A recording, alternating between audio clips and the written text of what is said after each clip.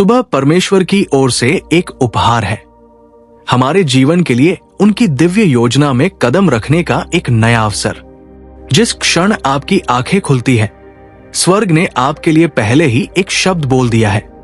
आप एक दुर्घटना नहीं है, आपको भुलाया नहीं गया है और आप अकेले नहीं हैं।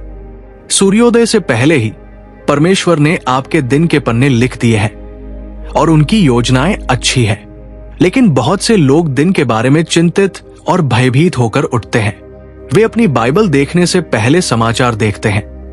वे अपने उद्धारकर्ता की तलाश करने से पहले सोशल मीडिया पर स्क्रॉल करते हैं और उनके हृदय पहले से ही परेशान होते हैं, इससे पहले कि वे प्रार्थना में एक शब्द भी बोलते हैं। फिर भी इस जल्दबाजी और बेचैन दुनिया के बीच में परमेश्वर हमें अपने दिन को अलग तरीके से शुरू करने के लिए बुलाता है।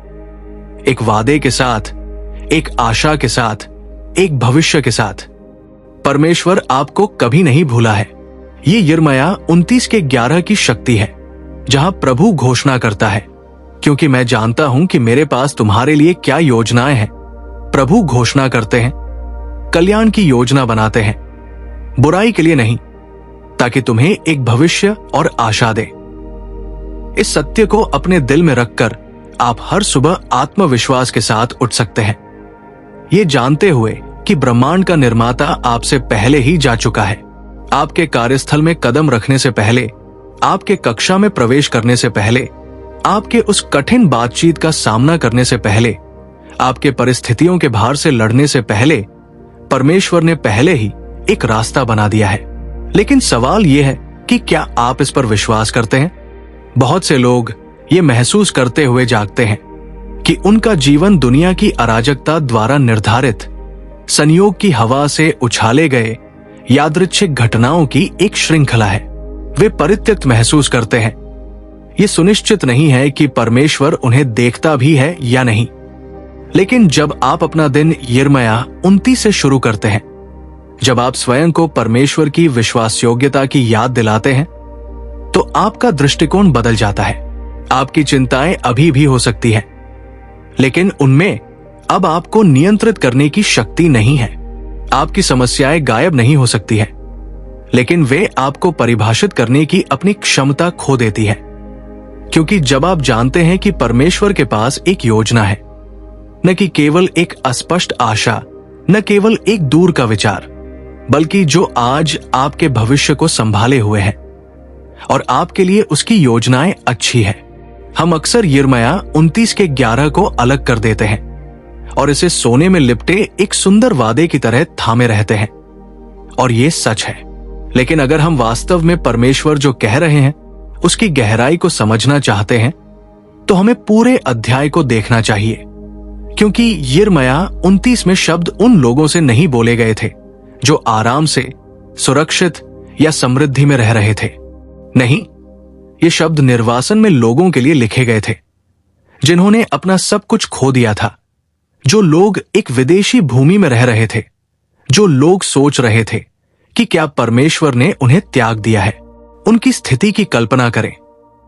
यरूशलेम नष्ट हो गया था, उनके घर चले गए थे, उनका मंदिर, जिस स्थान पर वे विश्वास करते थे, वो खंडहर में पड़ा था।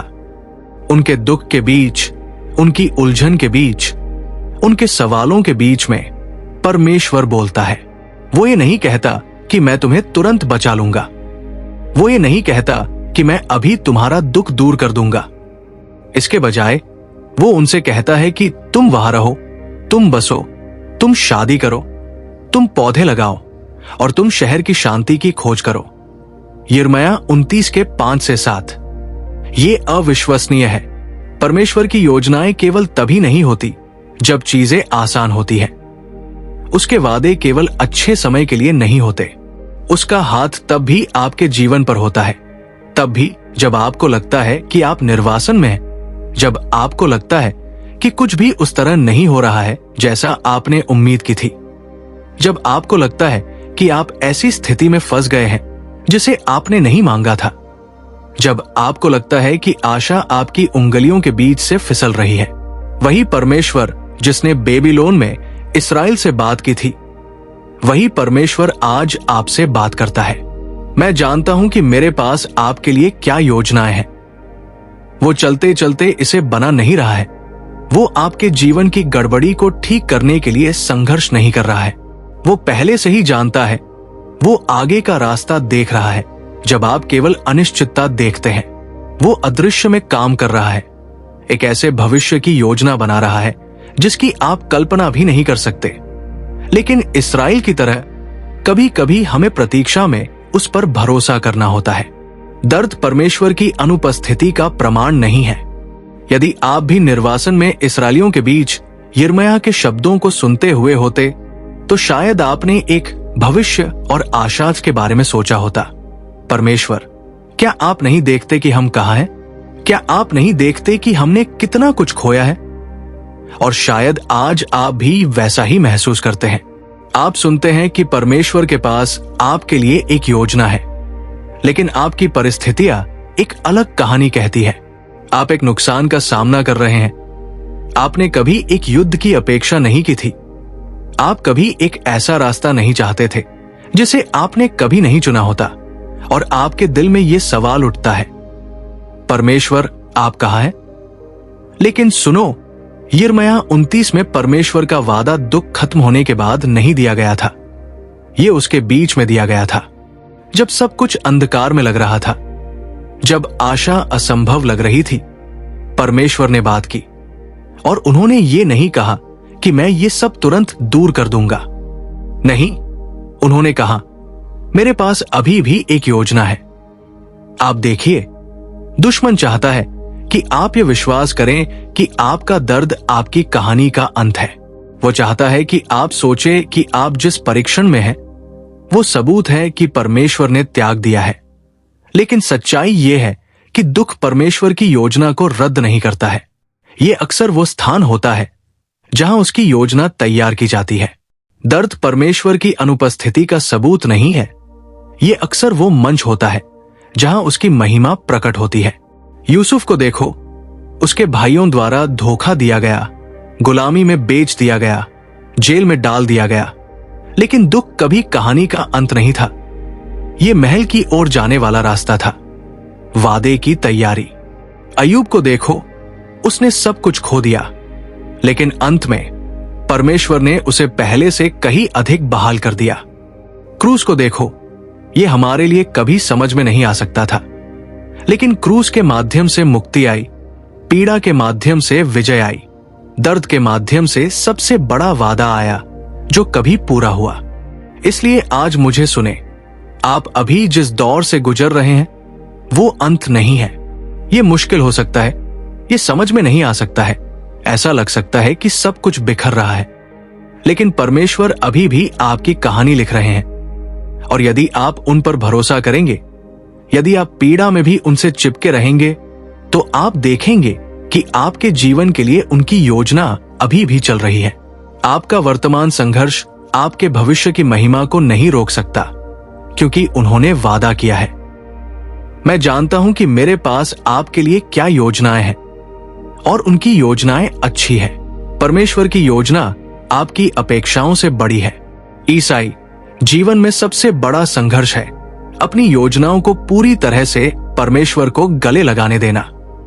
हम सभी की अपेक्षाएं सपने होते हैं जिन्हें हम पूरा होते देखना चाहते हैं, जिन रास्तों पर हम चलना चाहते हैं, प्रार्थनाएं जिन्हें हम एक निश्चित तरीके से उत्तर देना चाहते हैं। लेकिन क्या होता है जब जीवन उस तरह से नहीं चलता जैसा हमने उम्मीद की थी?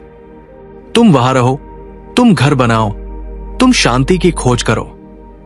ये उस जगह की शांति है जहां आप है। यिर्मयाह 29 के 5 से 7। दूसरे शब्दों में, मेरा विश्वास करो जहां आप है। वो आसान नहीं है। हम चाहते हैं कि परमेश्वर हमें परीक्षण से बाहर निकाले, न कि हमें इसमें बढ़ने के लिए कहें। हम चाहते हैं कि वो हमारी परिस्थितियों को बदले, न कि हमें उनमें वफादार होने के लिए कहें। लेकिन आज मेरी बात सुनो, परमेश्वर की योजना आपकी उम्मीद से बड़ी है।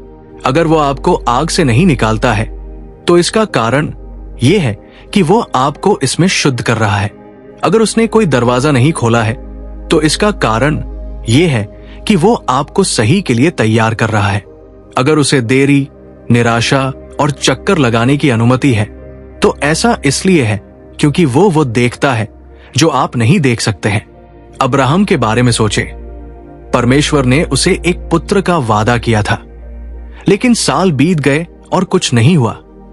इसीलिए अब्राहम और सारा ने हागर के माध्यम से एक बच्चा पैदा करके वादे को मजबूर करने की कोशिश की। लेकिन इस्माइल परमेश्वर की योजना की पूर्ति नहीं था।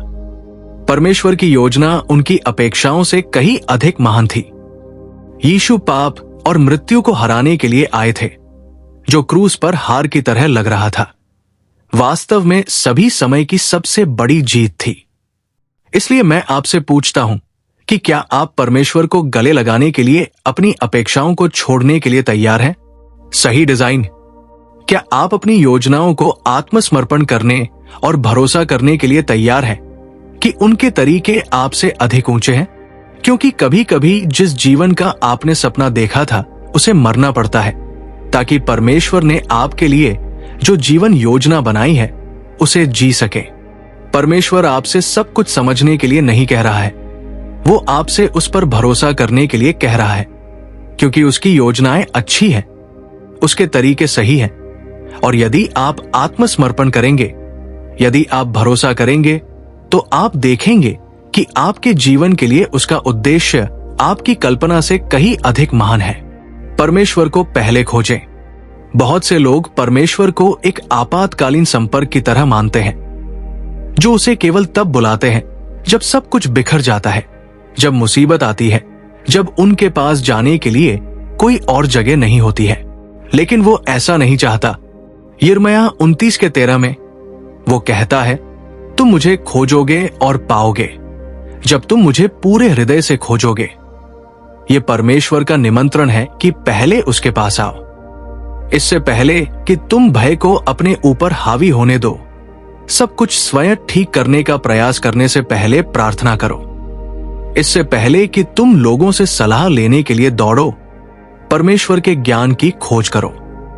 जब हम अपना दिन प्रार्थना से शुरू करते हैं, जब हम शास्त्रों को अपने कदमों का मार्गदर्शन करने देते हैं, तो हम अपना निर्माण कर रहे होते हैं, एक ऐसी नींव पर जो हिलाई नहीं जा सकती। दानियल के बारे में सोचो। जब यह आदेश दिया गया कि कोई भी राजा के अलावा किसी और से प्रार्थना नहीं कर सकता, तो दानियल ने क्या किया? वो अपनी खिड़की के पास गया, घुटने टेके और हमेशा की तरह प्रार्थना की। उसने प्रार्थना करना इसलिए शुरू नहीं किया क्योंकि मुसीबत आ गई थी। वो पहले से ही परमेश्वर के साथ दैनिक संगति में चल रहा था, और क्योंकि उसने अपना जीवन प्रार्थना पर बनाया था। जब शेर की मांद आई तो उसे घबराने की जरूरत नहीं थी। वो पहले से ही जानता था कि उसका परमेश्वर नियंत्रण में था। और परमेश्वर के पुत्र यीशु को देखो, जिसके पास सारी शक्ति थी, जो हवा और लहरों को नियंत्रित कर सकता था। फिर भी उसने प्रार्थना में अपने पिता की तलाश करने के लिए समय निकाला। बाइबल हमें बताती है कि वो सुबह जल्दी उठकर प्रार्थना करने के लिए एक शांत जगह पर जाता था। मरकुस 1:35। यदि यीशु को पिता की तलाश करने की आवश्यकता थी, तो हमें कितना अधिक करना होगा। लेकिन अक्सर हम जागते हैं और पहली चीज जो हम पकड़ते हैं वह है हमारे फोन।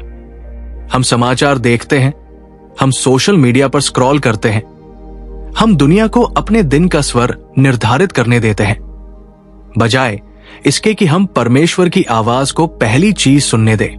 और फिर हम आश्चर्य करते हैं कि हम क्यों अभिभूत महसूस करते हैं, क्यों चिंता हमारे दिलों को जकड़ लेती है, क्यों हम शांति नहीं पाते। सच्चाई यह है कि आप हमेशा सबसे पहले उसी की तलाश करेंगे जिस पर आपको सबसे अधिक भरोसा है। यदि आप स्वयं पर भरोसा करते हैं, तो आप स्वयं ही सब कुछ समझने का प्रयास करेंगे। यदि आप संसार पर भरोसा करते हैं, तो आप उत्तर के लिए उसी के पास जाएंगे। लेकिन यदि आप परमेश्वर पर भरोसा करते हैं, तो आप सबसे पहले उनकी तलाश करेंगे।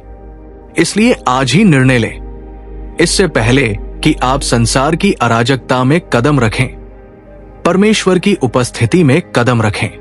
इससे पहले कि आप अपने चारों ओर की सभी आवाजें सुने, उनकी आवाज सुने, क्योंकि जब आप अपना दिन उनके साथ शुरू करते हैं, जब आप अपना जीवन उनके वचन पर बनाते हैं, तो आप विचलित नहीं होंगे, आप डरे नहीं होंगे, आप शांति से चलेंगे, क्योंकि आपको पता होगा कि आपका परमेश्वर आपके साथ है। इंतजार करने का मतलब बर्बाद करना नहीं है। कोई भी प्रतीक्षा करना पसंद नहीं करता। हम ऐसे संसार में रहते हैं जो तत्काल परिणाम, तत्काल उत्तर और त्वरित समाधान मांगता है। हमारे पास fast food, high speed internet और उसी दिन डिलीवरी है। यदि किसी चीज में बहुत अधिक समय लगता है तो हम शॉर्टकट ढूंढना शुरू कर देते हैं। लेकिन मेरी बात सुनिए, परमेश्वर जल्दबाजी में नहीं है। जब इस्राएलियों को निर्वासन में भेजा गया था तो उन्होंने सोचा कि परमेश्वर ने उन्हें छोड़ दिया है। लेकिन यिर्मयाह 29 में परमेश्वर ने उन्हें एक त्वरित पलायन के बजाय, एक त्वरित उद्धार के बजाय, परमेश्वर ने उन्हें बसने, घर बनाने, बगीचे लगाने और शहर के कल्याण की तलाश करने के लिए कहा। यिर्मयाह 29 के 5 से 7। और फिर उन्होंने उन्हें कुछ और भी कठिन बताया। जब बेबीलोन के 70 वर्ष पूरे हो जाएंगे तो मैं तुम्हारे पास आऊंगा और तुम्हें इस स्थान पर वापस लाने के लिए अपना अच्छा वादा पूरा करूंगा। यिर्मयाह 29 के 10। 70 वर्ष, इसका मतलब है कि उनमें से कुछ अपने जीवन काल में वादे की पूर्ति कभी नहीं देख पाएंगे। लेकिन क्या इसका मतलब यह है कि परमेश्वर उन्हें भूल गए थे? नहीं, वादा अभी भी निश्चित था। यही हमें आज समझना चाहिए। इंतजार करना समय बर्बाद नहीं करना है। परमेश्वर देरी नहीं कर रहे हैं क्योंकि वो आपको भूल गए हैं। वो आपकी कल्पना से कहीं ज्यादा महान चीज की तैयारी कर रहे हैं और इंतजार में वो आपको तैयार कर रहे हैं। यूसुफ को देखो, उसने एक सपना देखा था कि वो एक दिन शासक बनेगा, लेकिन वादा पूरा होने से पहले उसने गुलामी और जेल में वर्षों बिताए। मूसा को देखो, परमेश्वर ने उसे इस्राएल को छुड़ाने के लिए बुलाया, लेकिन उसने अपने उद्देश्य में कदम रखने से पहले जंगल में 40 वर्ष बिताए। दाऊद को देखो, वो एक युवा लड़के के रूप में राजा अभिषिक्त किया गया था, लेकिन उसने सिंहासन पर बैठने से पहले वर्षों तक भागना पड़ा। और अब्राहम के बारे में क्या? परमेश्वर ने उससे एक पुत्र का वादा किया था, लेकिन इसहाक के जन्म से पहले 25 वर्ष बीत गए। लेकिन इन कहानियों में से प्रत्येक में हम ये सत्य देखते हैं कि परमेश्वर विश्वास योग्य था। उसका वादा कभी विफल नहीं हुआ। उसका समय एकदम सही था और प्रतीक्षा में उनका विश्वास दृढ़ हुआ, उनका भरोसा गहरा हुआ और उनका चरित्र परिष्कृत हुआ। शायद आज आप प्रतीक्षा के द्वार में हैं। शायद आप किसी चीज के लिए प्रार्थना कर रहे हो, किसी चीज पर विश्वास कर रहे हो, किसी चीज की आशा कर रहे हो, लेकिन कुछ भी नहीं हो रहा है। मैं आपको याद दिला दूं, सिर्फ इसलिए कि आप गति नहीं देख रहे हैं, इसका मतलब ये नहीं है कि परमेश्वर काम नहीं कर रहे हैं। वो पर्दे के पीछे चीजों को व्यवस्थित कर रहे हैं। वो ऐसे दरवाजे खोल रहे हैं जिनके बारे में आपको अभी तक पता भी नहीं है। वो सही लोगों, सही स्थानों और सही क्षणों को तैयार कर रहे हैं। इसलिए हार न माने, हिम्मत न हारे। विश्वास तुरंत नहीं बनता है, ये धैर्य से बनता है। और जब आप अंत वादे की पूर्ति में कदम रखते हैं तो आप देखेंगे कि प्रतीक्षा कभी व्यर्थ नहीं गई। परमेश्वर पर भरोसा रखें, भले ही आपको समझ में ना आए। आज्ञा का पालन करो, लेकिन सुनो, परमेश्वर स्वयं को समझाने के लिए बाध्य नहीं है। वो हमें कोई रोड मैप, चरण दर चरण मार्गदर्शन या प्रत्येक विलंब और चक्कर के लिए कोई कारण नहीं देते। वो हमसे जो चाहते हैं वो है विश्वास। यिर्मयाह 29 में इस्राएली समझ नहीं पा रहे थे कि वे निर्वासन में क्यों थे। वे परमेश्वर के चुने हुए लोग थे जिन्हें उसने मिस्र से छुड़ाया था, जिन्हें वो वादा किए गए देश में ले गया था, और अब वे एक विदेशी भूमि में बंदी के रूप में रह रहे थे। ये समझ में नहीं आया, लेकिन परमेश्वर के पास निर्वासन में भी एक उद्देश्य था। उसने कहा, मैं जानता हूं कि मेरे पास तुम्हारे लिए क्या योजनाएं हैं। यिर्मयाह 29 के 11। क्या तुमने समझा? मैं जानता हूं कि मैं तुम्हारे लिए जो योजनाएं बना रहा हूं। उन्होंने ये नहीं कहा कि तुम योजनाओं को जानते हो। उन्होंने ये नहीं कहा कि मैं तुम्हें अभी पूरी तस्वीर दिखाता हूं। उन्होंने केवल इतना कहा, मुझे पता है। इसका मतलब है कि आपको यह भरोसा करने के लिए सब कुछ समझने की जरूरत नहीं है कि परमेश्वर नियंत्रण में है। वो जानता है कि वो क्या कर रहे हैं, तब भी जब आप नहीं समझते। अय्यूब के बारे में सोचो। वो एक धर्मी व्यक्ति था, परमेश्वर के प्रति वफादार, और फिर भी उसने अपना सब कुछ खो दिया। अपने बच्चों को, अपनी संपत्ति को, अपने स्वास्थ्य को। उसके दोस्तों ने समझाने की कोशिश की, उसकी पत्नी ने उसे परमेश्वर को कोसने के लिए कहा, लेकिन अय्यूब को समझ में नहीं आया कि ऐसा क्यों हो रहा था। फिर भी अपने दुख के बीच उसने घोषणा की, भले ही उसने मुझे मार डाला, फिर भी मैं उस पर भरोसा करूंगा। अय्यूब 13:15। मरियम के बारे में सोचो। जब एक देवदूत उसके पास आया और उसे बताया कि वो परमेश्वर के पुत्र को जन्म देगी, तो वो गर्भवती नहीं थी और उसकी सगाई हो चुकी थी। भविष्य में क्या होगा ये मरियम नहीं जानती थी, लेकिन उसने बस जवाब दिया, मैं प्रभु की दासी हूं, तेरा वचन पूरा हो। लूका 1:38। उसने परमेश्वर की योजना पर भरोसा किया, तब भी जब वो इसे पूरी तरह से नहीं समझी थी। और गेतसेमनी के बगीचे में यीशु के बारे में क्या? उसने पिता से प्रार्थना की, यदि आप तैयार हैं तो मुझसे ये प्याला ले ले, फिर भी मेरी नहीं बल्कि आपकी इच्छा पूरी हो। लूका 22:42। अपनी मानवता में उसने आने वाले भार को महसूस किया, लेकिन फिर भी उसने पिता की योजना के आगे समर्पण कर दिया, क्योंकि वह जानता था कि परमेश्वर के मार्ग अधिक ऊंचे हैं। आज मैं आपसे पूछता हूं, क्या आप परमेश्वर पर भरोसा करने को तैयार हैं, तब भी जब आप नहीं समझते हैं? क्या आप परमेश्वर को कहने को तैयार हैं, मैं पूरी तस्वीर नहीं देख पा रहा हूं, लेकिन मुझे पता है कि आप देखते हैं। मुझे नहीं पता कि यह कैसे काम करेगा, लेकिन मुझे विश्वास है कि आप करते हैं, क्योंकि सच्चाई यह है कि यदि आप वो देख पाते जो परमेश्वर देखता है, तो आप कुछ भी नहीं बदलते। आपके जीवन के लिए उसकी योजना आपकी कल्पना से कहीं अधिक महान है।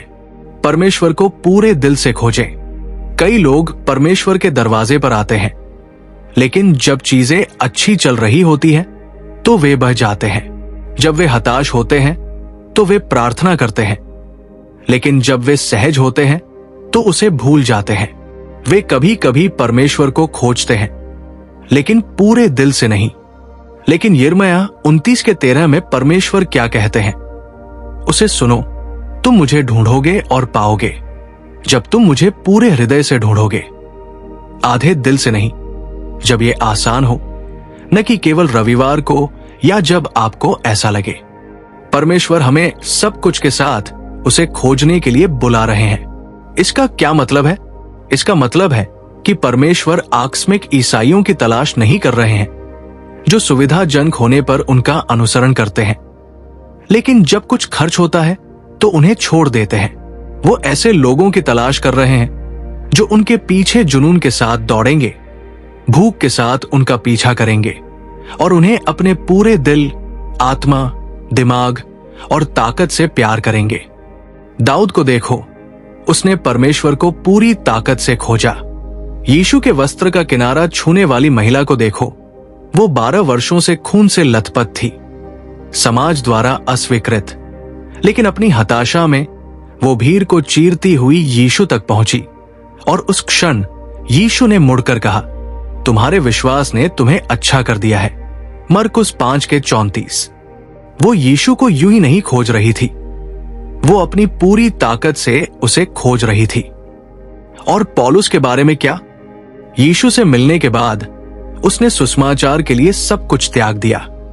उसने लिखा, मैं सब कुछ खोया हुआ मानता हूं, क्योंकि मसीह यीशु को जानने का मूल्य बहुत अधिक है। मेरे प्रभु फिलिपियों 3:8। उसे यीशु के बारे में बस थोड़ा सा भी जानने में रुचि नहीं थी, वो उसे पूरी तरह से जानना चाहता था। इसलिए आज मैं आपसे पूछता हूं, क्या आप पूरे दिल से परमेश्वर को खोज रहे हैं? क्या वो आपका पहला प्यार है या सिर्फ एक विचार? क्या आप उसकी उपस्थिति के लिए भूखे हैं या क्या आप कभी कभार प्रार्थना से संतुष्ट हैं? क्योंकि परमेश्वर आपको गुनगुने विश्वास के लिए नहीं बुला रहा है। वो आपको पूरी तरह से समर्पित जीवन जीने के लिए बुला रहा है। और ये वादा है, यदि आप उसे खोजेंगे तो आप उसे पाएंगे।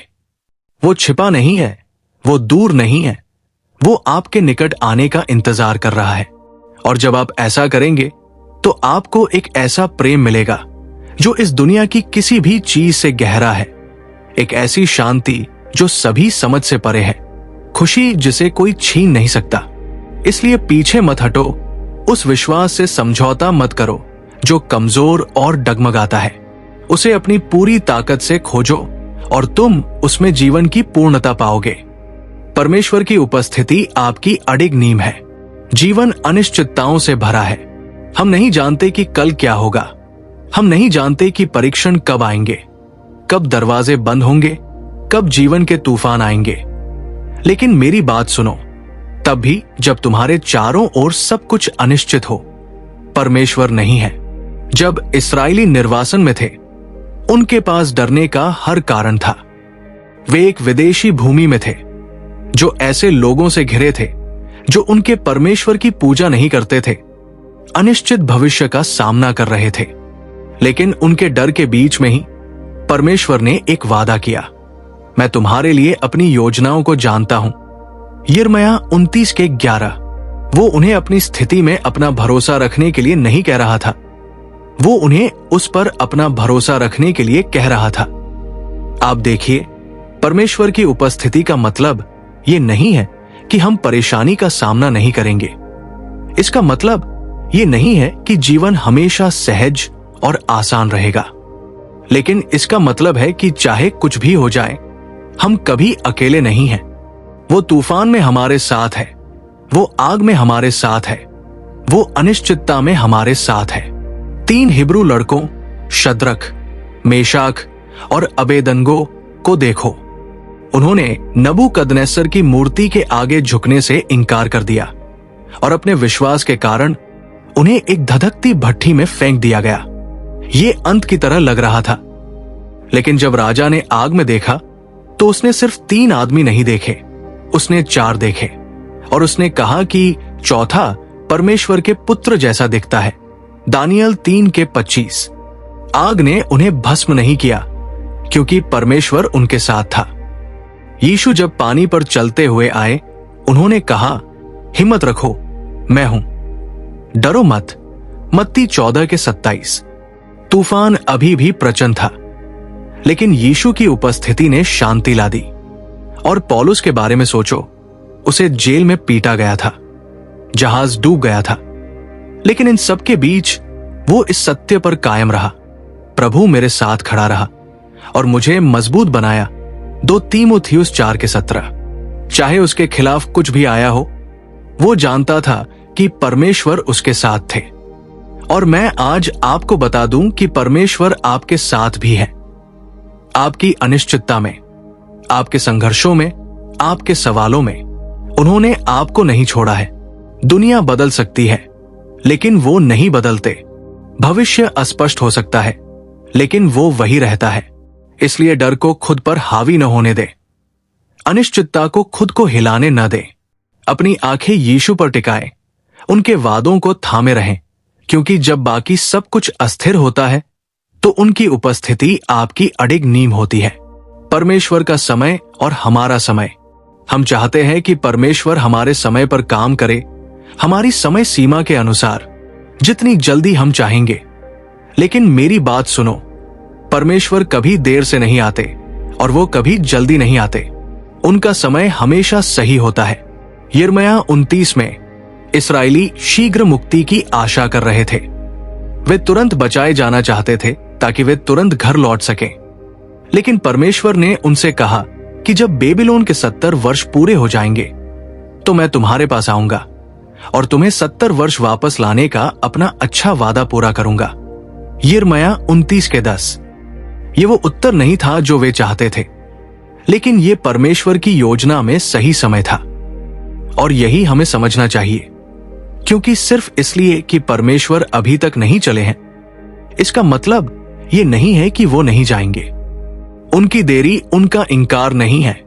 वो पर्दे के पीछे काम कर रहे हैं और चीजों को अपनी इच्छा के अनुसार संरेखित करने के लिए सही समय की तैयारी कर रहे हैं, हमारी नहीं। लाजर के बारे में सोचो। उसकी बहनों मरियम और मार्थ ने यीशु को संदेश भेजा कि उनका भाई बीमार है। उन्होंने उम्मीद की कि यीशु तुरंत आएंगे, लेकिन यीशु ने क्या किया? वो जहां थे वही 2 दिन और रुके रहे। जब वो पहुंचे, लाजर मर चुका था और उसकी बहनों ने कहा, यदि आप यहां होते तो वो नहीं मरता।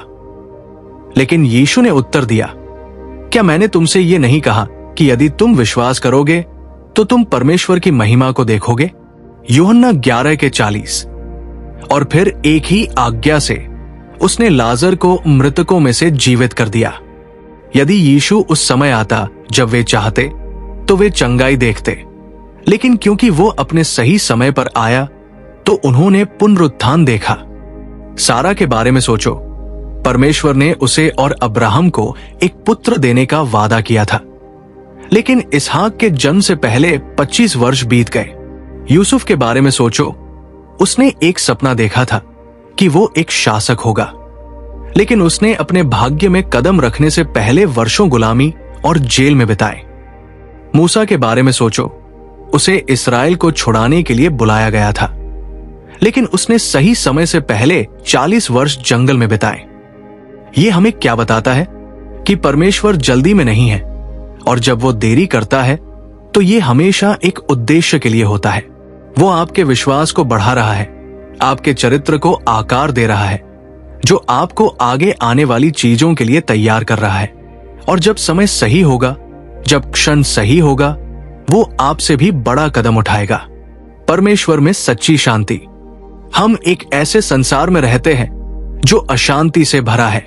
जहां भी हम देखते हैं वहां चिंता, तनाव और अनिश्चितता है। लोग गलत स्थानों में शांति खोज रहे हैं। कुछ लोग इसे सफलता में खोजने का प्रयास करते हैं, अन्य लोग रिश्तों में, अन्य लोग धन या विकर्षणों में। लेकिन मेरी बात सुनो, सच्ची शांति परिस्थितियों में नहीं मिलती। सच्ची शांति केवल परमेश्वर में ही मिलती है। यिर्मयाह 29 में इस्राएली निर्वासन में थे, जो एक ऐसी संस्कृति से घिरे थे जो अपने परमेश्वर की पूजा नहीं करती थी। वे निराशा से अभिभूत होकर भय से ग्रसित हो सकते थे, लेकिन ठीक उस अनिश्चितता के मध्य में परमेश्वर ने उन्हें एक वादा दिया। मैं जानता हूं कि मेरे पास तुम्हारे लिए क्या योजनाएं हैं जो तुम्हें भविष्य में आशा प्रदान करेंगी। यिर्मयाह 29:11। वो उन्हें अपनी स्थिति में अपना भरोसा रखने के लिए नहीं कह रहा था, वो उन्हें उस पर अपना भरोसा रखने के लिए कह रहा था। आप देखिए, परमेश्वर की उपस्थिति का मतलब ये नहीं है कि हम परेशानी का सामना नहीं करेंगे।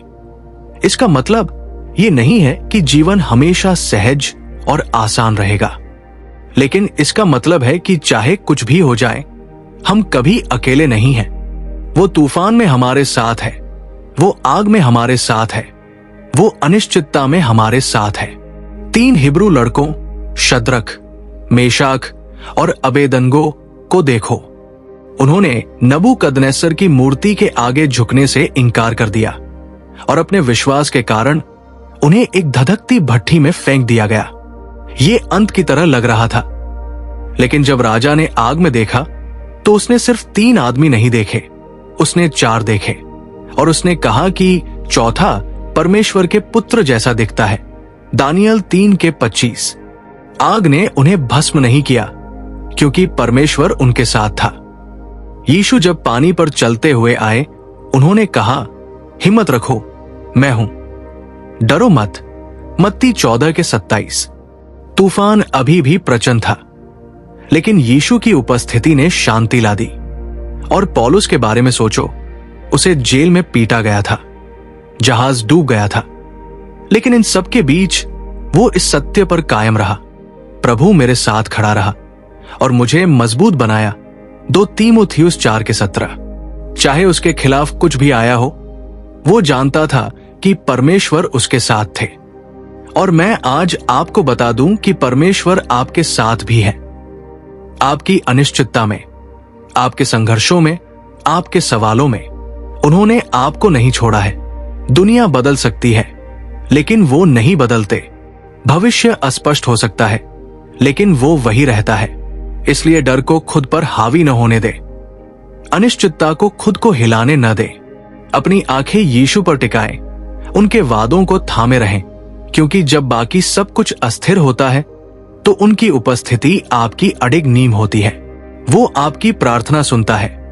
बहुत से लोग महसूस करते हैं कि जैसे परमेश्वर दूर है। वे आश्चर्य करते हैं कि क्या वो उन्हें सुनता है, लेकिन वो एक शक्तिशाली वादा देता है। तो तुम मुझे बुलाओगे और मेरे पास आकर प्रार्थना करोगे और मैं तुम्हारी बात सुनूंगा। यिर्मयाह 29:12। इसे अपने अंदर समा जाने दे। मैं आपकी बात सुनूंगा। ब्रह्मांड के परमेश्वर, स्वर्ग और पृथ्वी के निर्माता, जो सितारों को अपने हाथों में रखते हैं, वो सुनते हैं जब आप प्रार्थना करते हैं। इसका मतलब है कि आपकी प्रार्थनाएं व्यर्थ नहीं जाती। आपकी पुकार को नजरअंदाज नहीं किया जाता। हर फुसफुसाती प्रार्थना, हर आंसू भरी विनती, हर हताश चीख, ये सब सर्वशक्तिमान के कानों तक पहुंचती है और वो न केवल सुनता है बल्कि वह जवाब भी देता है। हन्ना को देखें, वो बांझ थी और बच्चे पैदा करने में असमर्थ थी, और साल दर साल वो एक बेटे के लिए प्रार्थना करती रही। बाइबल कहती है कि उसने अपनी आत्मा को प्रभु के सामने उड़ेल दिया। एक शमूएल 1:15। और परमेश्वर ने उसकी प्रार्थना सुनी। उन्होंने उसे शमूएल दिया, जो इस्राएल में एक शक्तिशाली नबी बन गया। दानियल को देखें, जब उसे सिन्हों की मांद में फेंका गया तो उसने अपने परमेश्वर से प्रार्थना करना बंद नहीं किया। परमेश्वर ने उसकी प्रार्थना सुनी और शेरों के मुंह बंद कर दिए। एलिय्याह को देखो, जब वो झूठे भविष्यवक्ताओं का सामना कर रहा था तो उसने प्रार्थना की और परमेश्वर ने स्वर्ग से आग भेजी। एक राजाओं 18:38। और क्रूस पर जाने से पहले यीशु के बारे में सोचिए। उसने गेतसेमनी के बगीचे में प्रार्थना की और कहा, पिता, यदि आप तैयार हैं तो इस प्याले को मुझसे ले लीजिए, फिर भी मेरी नहीं बल्कि आपकी इच्छा पूरी हो। लूका 22:42। और यद्यपि क्रूस को हटाया नहीं गया था, परमेश्वर की सिद्ध इच्छा पूरी हुई, जिससे दुनिया को उद्धार मिला। मैं आपसे पूछता हूं, क्या आप परमेश्वर को पुकार रहे हैं? क्या आप प्रार्थना में उनकी तलाश कर रहे हैं? क्योंकि बाइबल कहती है कि एक धर्मी व्यक्ति की प्रार्थना शक्तिशाली और प्रभावी होती है। याकूब 5:16। शायद आप लंबे समय से किसी चीज के लिए प्रार्थना कर रहे हैं और आपने अभी तक उत्तर नहीं देखा है। शायद आप सोच रहे हैं कि क्या परमेश्वर सुन भी रहे हैं। मैं आपको प्रोत्साहित करता हूं, प्रार्थना करना बंद न करें। वो आपको सुनता है, वो आपको देखता है, और जब आप इसे नहीं देखते हैं तब भी वो काम कर रहा है। इसलिए उसे पुकारते रहें। क्या आपने कभी कल्पना की है कि आप अनिश्चितता का सामना कर रहे होंगे, आप घाटी से गुजर रहे होंगे, आप उत्तर की प्रतीक्षा कर रहे होंगे, ये सोचते हुए कि क्या परमेश्वर अभी भी आपकी सुनता है? लेकिन मैं आपको याद दिला दूं, वो आपको भूला नहीं है, उसने आपको त्यागा नहीं है, वो अभी भी नियंत्रण में है। यिर्मयाह 29 केवल इस्राएलियों के लिए एक संदेश नहीं है, ये आज आपके लिए एक संदेश है। ये परमेश्वर का ये कहने का तरीका है, मैं तुम्हें देख रहा हूं, मैं तुम्हें सुन रहा हूं, मैं जानता हूं कि तुम किससे गुजर रहे हो, और मेरे पास एक योजना है। निराशा की नहीं बल्कि आशा की एक योजना, भय की नहीं बल्कि शांति की एक योजना, विनाश की नहीं बल्कि भविष्य की एक योजना। तो आप क्या करेंगे? क्या आप उस पर तब भी भरोसा करेंगे जब आप उसे नहीं समझते? क्या आप उसे पूरे दिल से खोजेंगे, उसे पुकारें, ये जानते हुए कि वो आपकी सुनता है? क्योंकि यदि आप ऐसा करेंगे तो आप उसकी वफादारी देखेंगे, आप उसकी शांति का अनुभव करेंगे, आप उसकी सिद्ध योजना के अनुसार कदम दर कदम, पल दर पल चलेंगे, जब तक कि एक दिन आप पीछे मुड़कर न देखें और कहें, परमेश्वर, आप हमेशा वहां थे। इसलिए अपने दिन की शुरुआत यिर्मयाह 29 से करें। उसकी प्रतिज्ञाओं को अपने हृदय में भरने दें, उसकी उपस्थिति को अपने कदमों का मार्गदर्शन करने दें। और चाहे आपके रास्ते में कोई भी चीज आए, इस सत्य को थामे रखें। आपका जीवन एक विश्वास योग्य परमेश्वर के हाथों में है और वो आपको कभी निराश नहीं करेगा।